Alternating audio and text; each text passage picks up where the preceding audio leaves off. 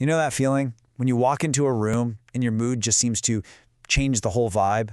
Well, what if that wasn't just a feeling? What if you could actually consciously harness your own internal state to influence the world around you and sharpen your intuition at the same time? Well, that's exactly what we're diving into today. We're breaking down a really practical guide called the Amplification Protocol.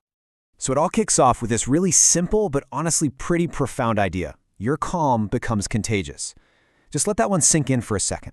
We're not just talking about feeling good on the inside. This is the idea that your internal state can literally radiate outwards, creating a real tangible effect on the people and the space around you. And the best part? This isn't some kind of magic. It's a skill that you can actually build. Right, so the obvious question is, how? How do you actually make that happen? I mean, how do you go from feeling stressed out or scattered to becoming, a source of that contagious calm? Well, that's exactly what this protocol is for.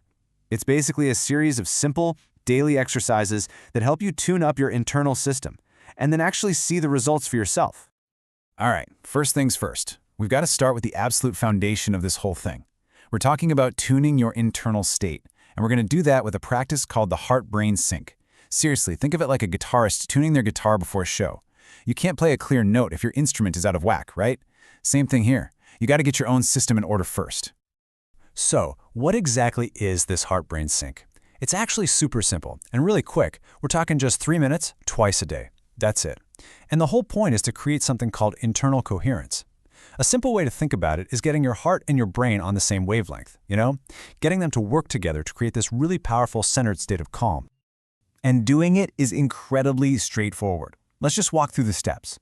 First, you just place a hand on your heart. It kind of grounds you.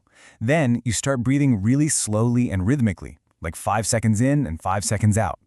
As you're doing that, you visualize this warm golden light just expanding out from you, maybe about 10 feet all around. But here's the real kicker, the most important step. You have to focus on a real memory of gratitude. Don't just think the word gratitude. No. You got to pull up a memory that makes you genuinely feel that warmth in your chest. That feeling, that's the whole key. Okay, so you're doing this practice, you're tuning your internal state, but how do you know if it's actually, working? Well, that brings us to our next phase, gauging your radius. This is where the fun really starts. It's where you take that inner calm you've been building and actually start testing its influence out in the real world. Then how do we do that? With something called the radius game. And yeah, it's pretty much exactly what it sounds like. It's this little daily exercise where you actually measure how quickly your calm state affects the people around you. It's a super practical, even kind of fun way to get real-time feedback and see if this stuff is legit. So how do you play this game? It couldn't be easier, really. You just walk into a public space, think a coffee shop, an office, whatever. Find a spot to just stand, get into a good solid posture, and then start up that same 5 second in, 5 second out breathing. And then you just discreetly start a timer on your phone or watch. And what are you timing exactly? You're looking for these really specific, subtle little cues from someone near you. You're watching to see how long it takes until someone lets out a big visible exhale. Or how long until they uncross their arms, that classic sign of someone opening up their posture. Or even just making direct eye contact with you. These are all measurable signs that your calm state is having that contagious effect we were talking about.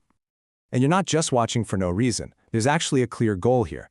The challenge is, can you get one of those reactions in under 60 seconds? The protocol suggests that if you practice this consistently, this is a totally achievable goal by day 21. So it gives you a real benchmark to shoot for to see how you're progressing.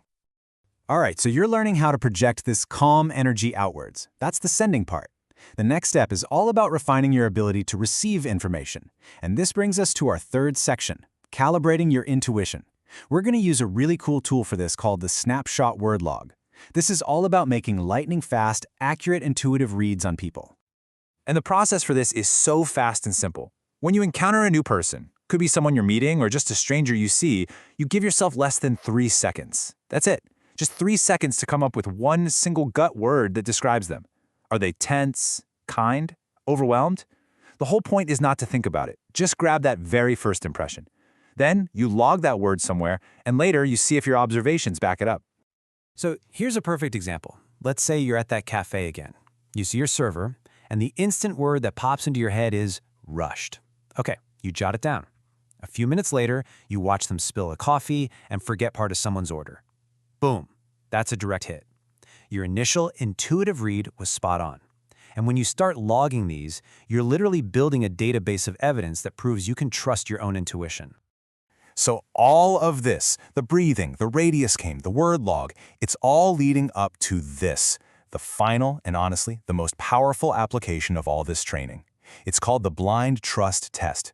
This is where you stop just observing other people and you start using this finely tuned intuition to make your own big life decisions. And what it's really designed to do is answer a question that, let's be honest, we all struggle with. How in the world do you tell the difference between true intuition, that deep gut feeling, and all the other mental noise? You know, the fear, the anxiety, the second guessing that just clouds everything up. So here's the idea. When you're at a really key decision point, a fork in the road, like, should I take this job or can I really trust this person? The protocol says you need to pause and perform something called a heart check. So how do you do this heart check? It's a drill.